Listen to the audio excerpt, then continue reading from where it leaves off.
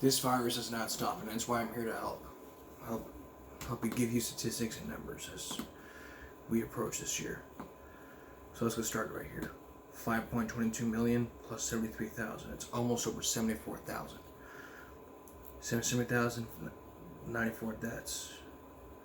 It's like we're getting close, like over 77,000. Total cases in Winston County 73,000 plus over 1,200, and we're still at 1,319 deaths. Hospital tests so far has been 1.8 million tests been taken, and over 500,000 positive tests been taken, with 31% positive. Excuse me. In this 7-day average, people have been hospitalized with over 100, almost 130, with 22,000 people who are ICU. And vaccinations, 19.6 as of January 12, and 16.7 been fully vaccinated. So that's good news with vaccinations. So let's make sure that we're getting our vaccinations, as we approach. We gotta find this thing. What about our local schools?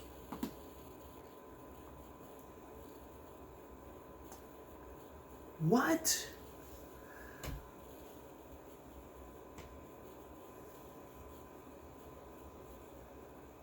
Oh no.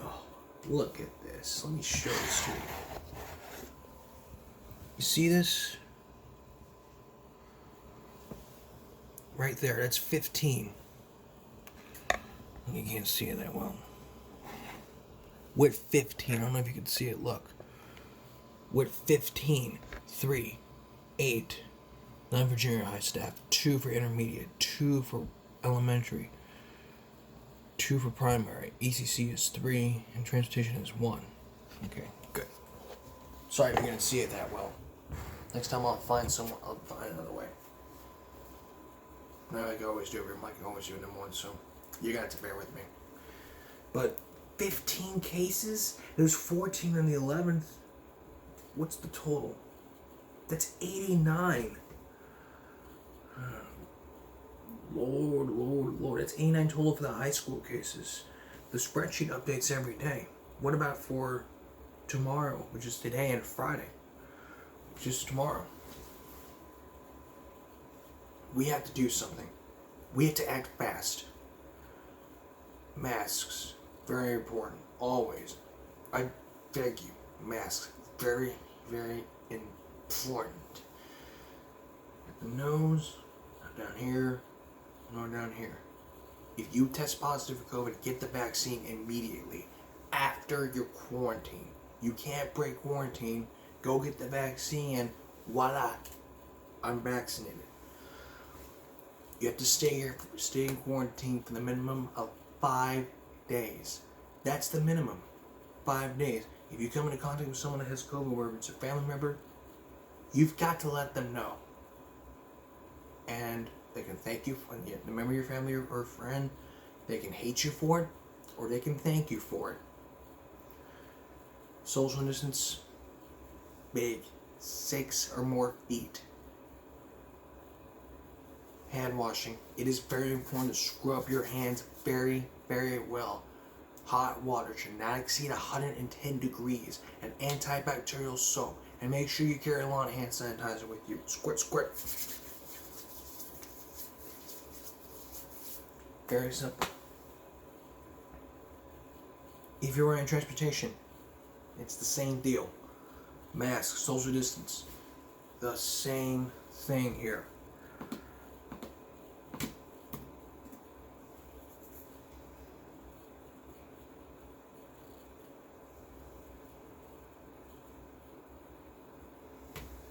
Same deal here. Also, if you're in a tube, no masks. Medical condition, the big one. If you have a medical condition, then you gotta let them know, and they'll probably say you need to wear your mask, so and so. Let the bus driver know, and then they'll find a way. We gotta fight this thing. If we can't fight this thing, we're gonna end up. This Omicron is spreading very fast, not like other variants. This is not a hoax. This is the real thing. A lot of a lot of people in the school, 19 people like that, knows that's why people are staying home for like 5 days, because they're out partying and not getting vaccinated. Trust me, it's a very big deal to really get yourself vaccinated here. I'm vaccinated. I still got to quarantine because I'm not gonna talk about it. I'm not gonna talk about it. Because if I were to talk about it, that's something that's gonna haunt me for the rest of the time until this is over. So again, let's make sure we're vaccinated. We get back to the things that we love to do, and watch COVID-19 like a hawk. I mean, everyone's at thresholds. I mean, hybrid is still.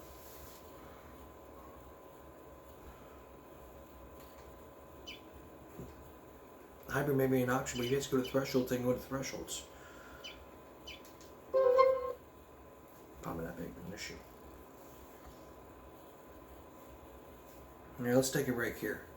Another school threat's been happening. I've been focusing more on these school threats since after the shooting.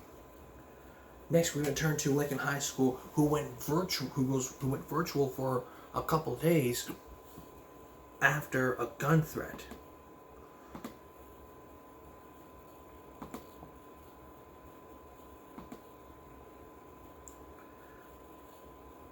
And then we'll give you more about that 16-year-old who was arrested for making that same gun threat. That story when we come back. There's another school threat happening in Michigan. This was, I've been staying on these threats ever since it first started with the TikTok. I've been telling you guys, stop it. It's not good. You're going to be in jail. You want to get class canceled, that is your choice to make. But I get really upset when I hear stories of kids threatening their local schools just because they don't want to go to school. It makes me sick. I want to talk about it, but every time I talk about it, it just makes me sick. I'm saying, well, stop talking about it. It goes on my notifications. I get notified from YouTube every day from this kind of crap. So let's begin the very latest on that threat from Lincoln High. Take a look.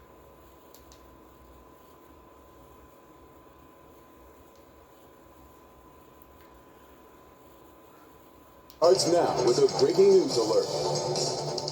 Good afternoon. We begin with breaking news from Warren, where a student has been arrested after an alleged gun threat. Mara McDonald just arrived on scene at Lincoln High School. What's going on there, Mara? Karen, I just spoke to the mother of the student who was threatened here, so we have a pretty good understanding of what went down here today. According to her, her daughter was threatened by that 16-year-old boy here at Lincoln High School, and the threat was he was going to pistol whip her, and that he showed what looked like a 9mm pistol. Well, she went to administration immediately. Warren police were called at 2:56. They got here at 2:59. They took that 16-year-old into custody. Now, police have been going through the building trying to find this weapon. They have not found the weapon. They have, however, found an unloaded, empty magazine clip.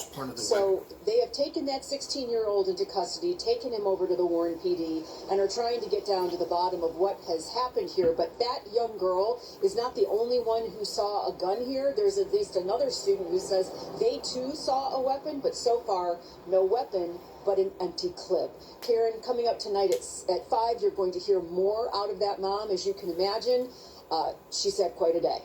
We're live in Warren tonight. I'm Mara McDonald, Local 4. All right, we'll check back. All right, let's hear more from that mother.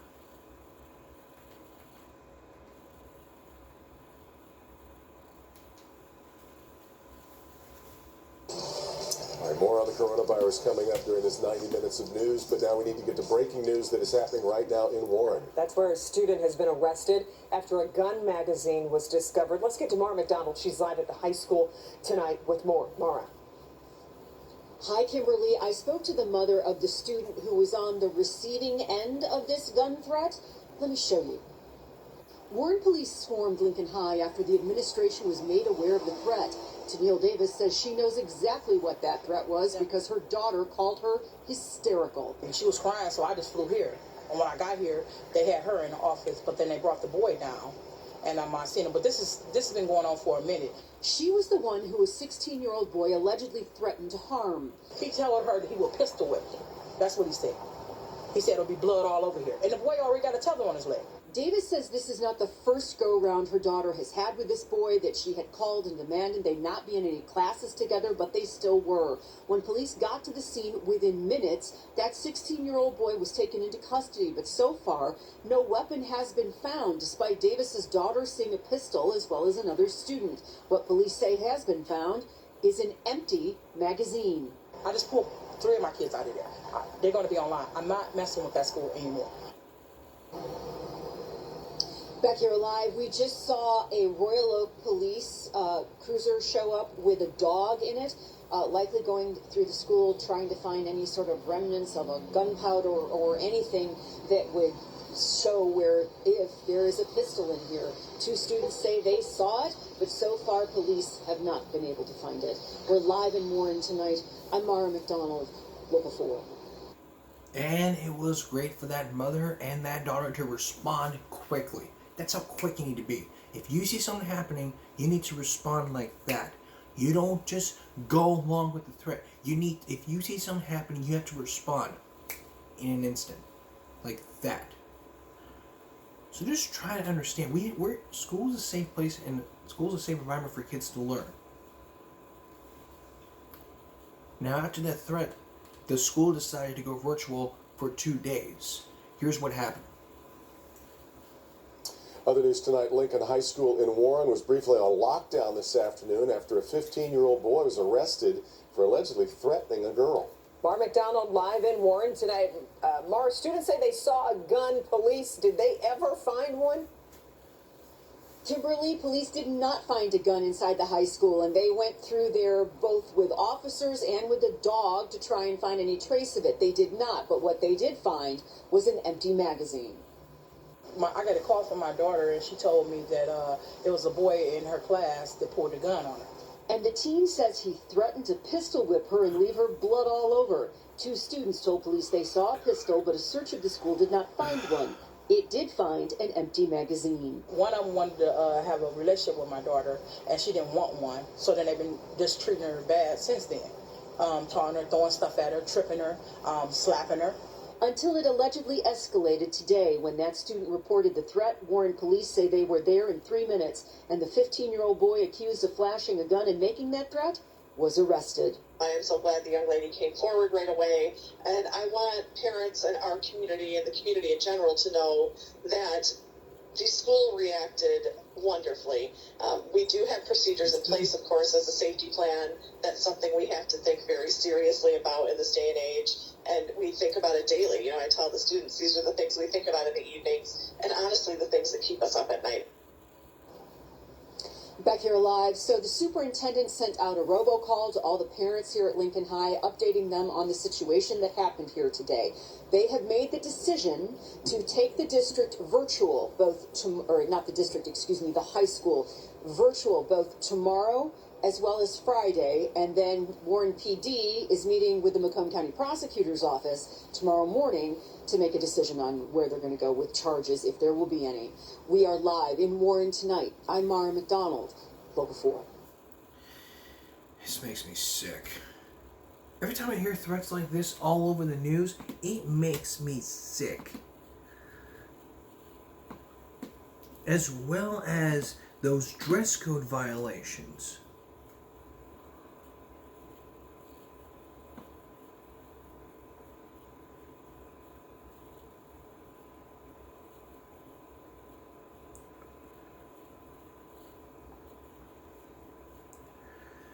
So we'll look at those dress code violations, if there's any more, and if not, we'll have more topics when we return. I'm going to be able to find the rest of the dress code violations, probably except for probably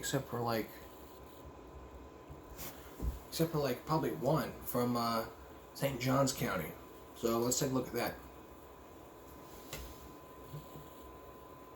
Get a world-class education with 100% online flexibility.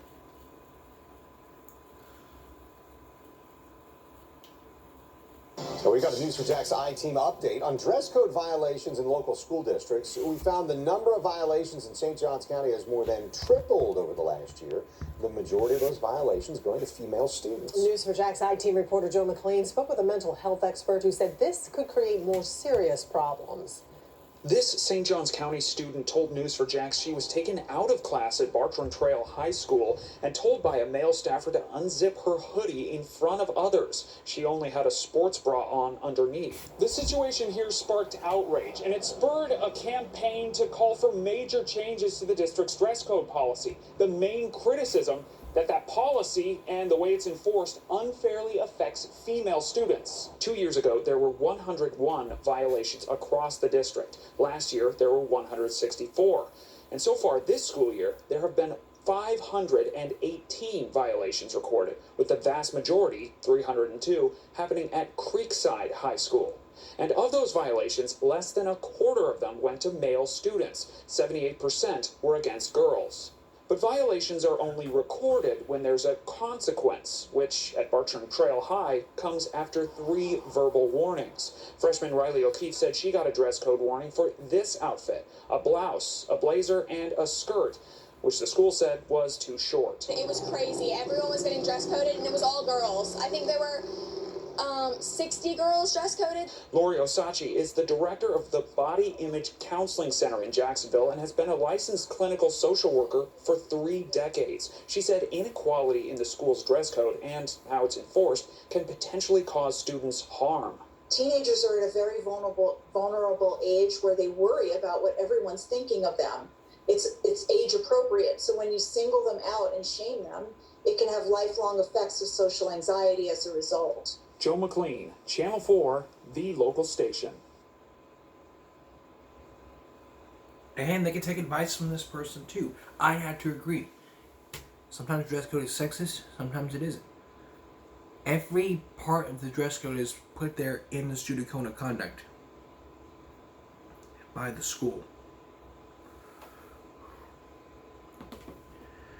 And whether you look at it or not, I mean, it's 50%. 50% dress code violations happen in boys. About 70% like happen for girls. I mean,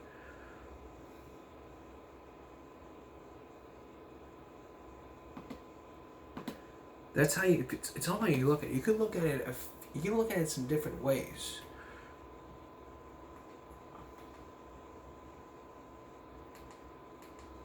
But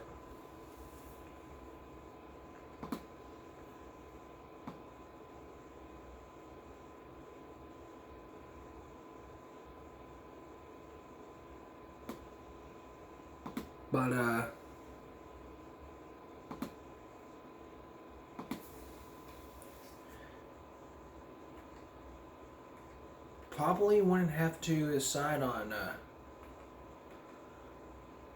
dress code. Just that's like it's like that. I mean, dress coding girls is like police officers pulling over black people because of pulling over African Americans because they're black. That is racist. And a lot of police departments deny this. And if you're comparing DWB to girls being dress coded, you're absolutely right. I'm not racist. This is things that have been going on in a lot of police community. I am not in support of this. I support all races. Black, white, Asian, Chinese. It doesn't matter. I love the ethnicities.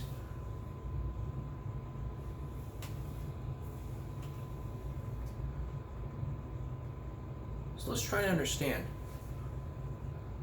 Let's try to understand here.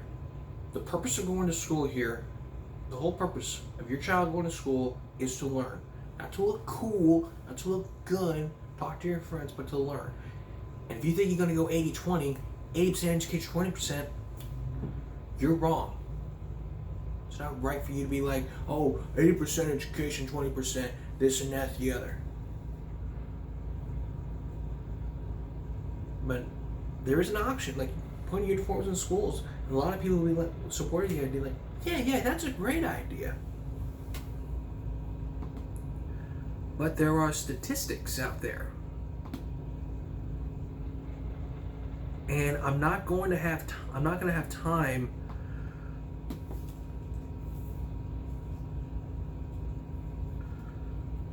to look at the statistics, but I am going to look at. But I'm not gonna have time. We'll probably have that for you coming up tomorrow or Friday. But we're gonna get into this case here. This is still the case of the Oakland, Michigan. Here's what happened today. Today, a not guilty plea was entered on behalf of the accused shooter and probably the parents. What about the parents? Well, let's take a look. We'll stay on it. All right, Mara. The accused in the Oxford school shooting, Ethan Crumbley, appeared in court today as his case entered a new phase. Crumbley was arraigned in circuit court as the case is now set to head to trial. Defender Sean Lay live tonight to help walk us through what happened, Sean. That's a good way of putting it, Kimberly. Let's get everyone up to speed on the Oxford school shooting and Ethan Crumbley. Could have gone to court today in circuit court and pled guilty, and then a sentencing date would have been set for him. Instead, a not guilty plea was entered for him, meaning this case is now headed for a trial. Good afternoon, Mr. Crumbley. Mr. Crumbley, can you hear me, sir? Yes, sir. After a 37-minute delay this afternoon, the case of Ethan Crumbley has now officially moved to Oakland County Circuit Court, where Crumbley will be put on trial as an adult, charged with committing the Oxford High School shooting, taking the lives of Tate Meir, Hannah St. Juliana, Justin Shillingham, Madison Baldwin, and injuring many others. Today, aside from telling the judge that he could hear him, Crumbley said nothing.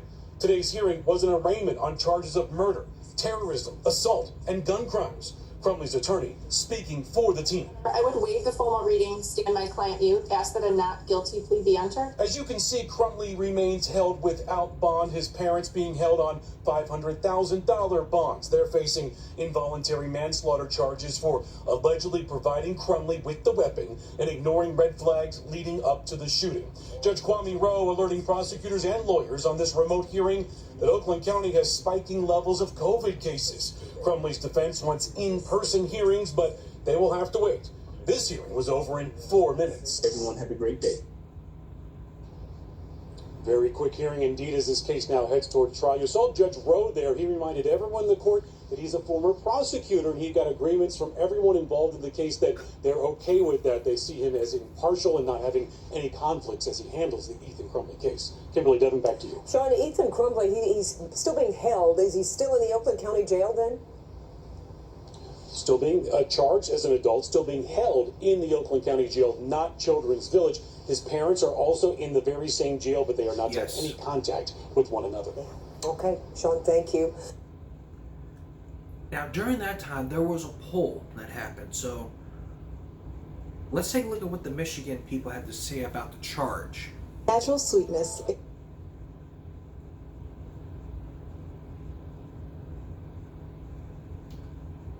Getting our first look at how many Michiganders feel about the decision to charge Ethan Crumbley's parents. And that's a decision that has gained a lot of interest across the country. Local 4's Devin Skillian joins us now with the results from an exclusive poll. Good morning. When the shots rang out in the school hallways on November 30th, sadly, Oxford joined that long, awful, tragic register. But prosecutor Karen McDonald was trying to chart a course for Oxford to move out on its own by charging the parents of the defendant. And that is a decision that sits really well with the majority of Michiganders, according to our latest Local 4 Detroit News poll. Sadly, the national spotlight is shining today on our community. We asked Michigan voters if they support or oppose bringing charges of involuntary manslaughter against the parents of the Oxford shooter. And by enormous margins, Michigan voters absolutely support bringing those charges. 74% of Michigan voters believe McDonald's decision was the right one. That's statewide. Among those of us who live closest to Oxford High, the support jumps even higher. 74% in Michigan as a whole, but in Metro Detroit, where this issue really is playing out, voters in Metro Detroit, 83% support for bringing those charges. Karen McDonald doesn't have to worry about an election until 2024, but our pollster says so far, she and voters are in step. I think there's probably some ease here for Prosecutor McDonald in Oakland County in knowing that the voters are behind her in bringing these charges against the parents. You know, we sometimes see differing opinions in polls like this based on whether a respondent is a parent or not. Not in this case. The overwhelming majority of Michiganders support the decision of Karen McDonald to charge James and Jennifer Crumbley, parents and non-parents alike. Devin Scillian, Local 4 News Today. And I probably support what the Michigan people say. We'll bring you up to date on this speed as well as those events in the weeks ahead, days ahead. We'll be the results when it happens. I'll be back in a moment. What are the statistics for these dress code violations on girls? Tomorrow on the broadcast, we're gonna show you an article from firstcoastnews.com that says that an extraordinary number of these dress code violations happen in girls. That's just outrageous. I'll have that for you tomorrow. That's all for this edition of Game Me Break Wednesday going to Thursday. We'll see you again for Game Me Break Thursday. And follow us here at YouTube. Have a good night.